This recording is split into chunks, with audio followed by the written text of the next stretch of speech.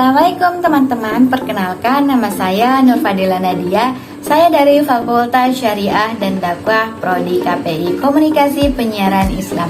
Di video kali ini saya akan menjawab ataupun mengerjakan tugas PKN yang telah diberikan oleh Bapak dosen kami. Selamat menonton.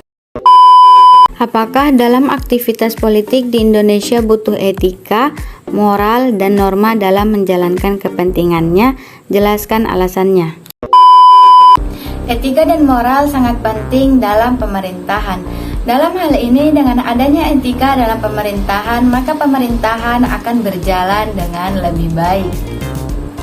Dalam praktek pemerintahan di negara-negara berkembang, praktek penyimpangan seperti korupsi, suap, kolusi, dan nepotisme akan tetap semakin marak dijalankan.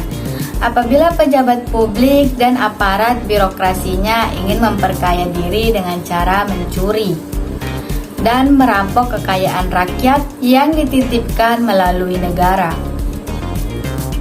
Oleh sebab itu, sangat penting untuk diberlakukan penerapan etika di dalam kehidupan pejabat publik, aparat pemerintahan, baik secara individu maupun secara kolektif.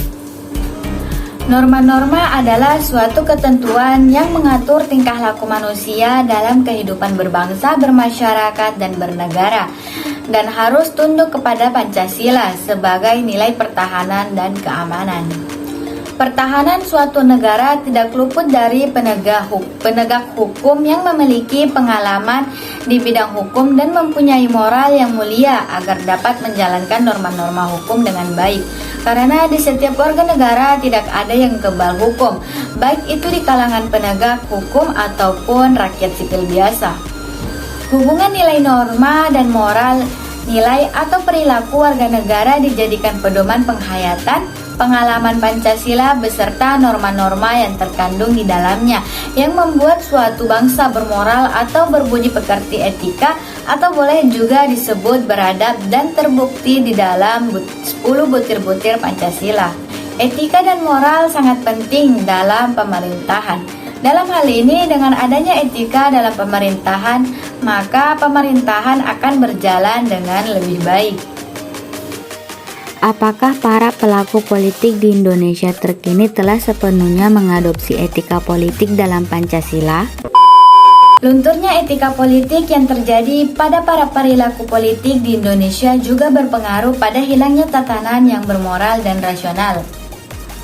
Salah satu contohnya adalah panggilan situs budaya yang dilakukan oleh seorang pejabat mencerminkan semakin tidak terkontrolnya tindakan dan sikap para pejabat di Indonesia. Dengan demikian, pantaslah diungkapkan bahwa para pejabat yang ada telah kehilangan rasionalitasnya dan memenuhi pikirannya dan dengan hal-hal yang berbau mitos. Dengan tindakan tersebut mencerminkan bahwa bangsa Indonesia tidak lagi memiliki rasa percaya diri sebagai sebuah bangsa. Dan juga dikarenakan tidak adanya rasa kepuasan dalam diri tiap-tiap elit politik dan lemahnya penegakan hukum yang diwarnai rasa pilih bulu serta hukum yang diperuntukkan kepada masyarakat kecil. Dan para elite politik seolah-olah kebal dengan hukum yang ada di Indonesia. Runtuhnya rezim dan pemerintahan Orde Baru yang digantikan oleh reformasi sepertinya tidak merubah perilaku korupsi yang berlangsung di Indonesia.